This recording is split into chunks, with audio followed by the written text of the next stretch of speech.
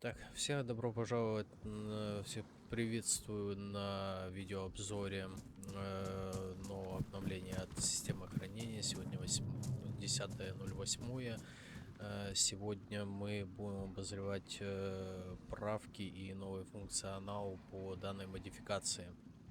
Итак, кратко по фиксам. Была внесена правка по китам. Теперь можно спокойно размещать грядки. Единственное, что нужно будет обновить две модификации: систему хранения и систему крафта, если у вас имеются такие. Вот, если что-то определенное, то определенное обновить. Обновления на момент выхода видео уже будут доступны. Далее, по новому функционалу, что было добавлено и сделано. Самое первое, на что бы хотелось обратить внимание, это на визуал. То есть сейчас каждый игрок может для себя выбрать внешний вид, отображение списка 3 в ряд, 2 в ряд, либо же просто превьюшками. Вот, по факту ему стоит раз выбрать, оно сохраняется, и в дальнейшем он уже юзает данный внешний вид. Далее, по контейнерам в целом было добавлено исключение контейнеров из списка, которые на данный момент взаимодействуют не только по наличию в инвентаре, но и по айдишнику. То есть, если вы открыли это для того, чтобы избежать дюпа, допустим, если вдруг игрок дюпнул контейнер, вот, и у него и у одного, и у второго один айдишник, чтобы он не мог просто-напросто с одного и того же контейнера перемещать и таким образом как-то совершить дюп. Вот, это исключили, и теперь оно просто-напросто не отображается. Далее, по контейнерам еще пройдемся. Добавлена была настройка. Теперь есть возможность полноценной реализации хранения контейнеров в хранилищах. Единственное, что выбранный переместить нельзя. Вам нужно только посмотреть, что за контейнер, и, соответственно, только потом переместить. Вот. Вся информация записывается, все предметы сохраняются, айдишники сохраняются, проблем с этим нету. Дальше, что касается по перемещению в целом и как работает сейчас на данный момент работа с контейнерами. Один момент — это вы можете теперь его поставить на быстрый свод и юзать его, взяв в руки, открыть и перемещать, как вы захотите, предметы в себя или в контейнер. Далее, позиция поблизости. Теперь, если у вас предмет есть рядом, находится поблизости рядом с вами, вы можете нажать на нее и забрать данный предмет к себе в инвентарь. Но с позицией поблизости немножко работает отображение неправильно, потому что если вы попытаетесь его переместить, он находится в блоклисте, он просто исчезает из списка. В целом, если, допустим, у вас есть этот предмет рядом с вашей фурнитурой, работает это точно так же. То есть вы открываете поблизости. Я не знаю, здесь у нас прописано, не прописано, вроде бы не прописано. То есть оно перемещается спокойно, все с пола подбирается. Точно так же, если вы, допустим, хотите сбросить на пол, вы можете взять предметы, посбрасывать, и они у вас появятся здесь рядышком. Вот, это что касается поблизости. Далее, момент, связанный с самими контейнерами и в целом подбор предметов. Допустим, скинем предметы на пол.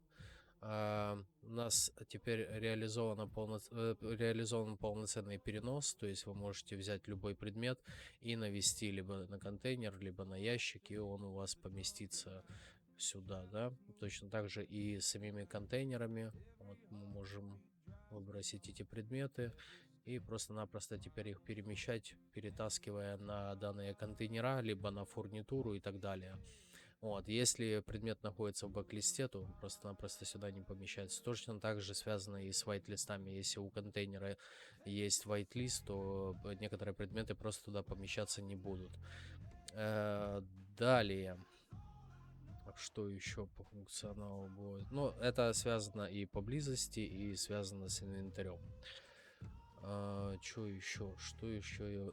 чтобы не упустить. Контейнер в контейнер поместить нельзя, то есть если вы открываете контейнер, то здесь этой кнопки нету.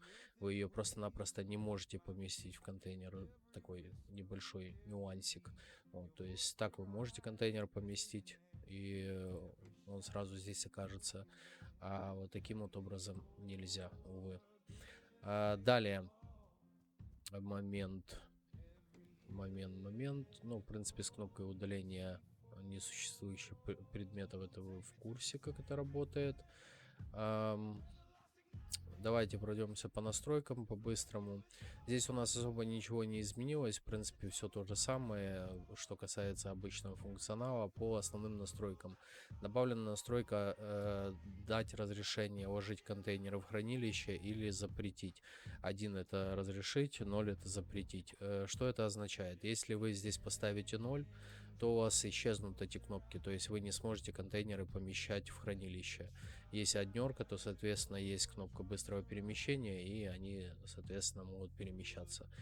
И настройка смены папки базы данных. Данный путь менять нельзя в момент работы сервера, то есть нельзя просто сменить папку, перезагрузить конфиг, и у вас папка сразу сменится. Это нужно делать во время перерыва сервера или во время рестарта. Вот, как это работает? По умолчанию папка идет mpermission, ваша карта, storage 1, DRL mods. Вы сюда можете прописать папку profile, уточняю, не profiles, не mpermissions, а именно profile и mpermission. Прописать здесь папочку profile, прописать папку, в какую папку в profile нужно это все хранить, ну и в целом вы здесь можете путь прописать какой угодно.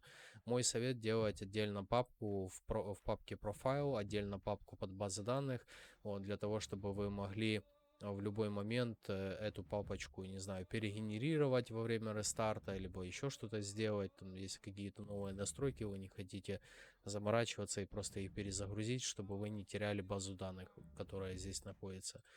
Вот. В целом все. То есть, что было сделано? Была изменена визуалка, был добавлен полноценный функционал контейнерам, то есть теперь ваши игроки спокойно могут пользоваться контейнерами, перемещаться и так дальше. Работы еще много, в принципе, над контейнерами, но тем не менее уже можно спокойно все это дело юзать полноценно. Всем спасибо за просмотр. Обновления будут доступны уже при выходе ролика. Ссылка на Discord в описании. Всем пока.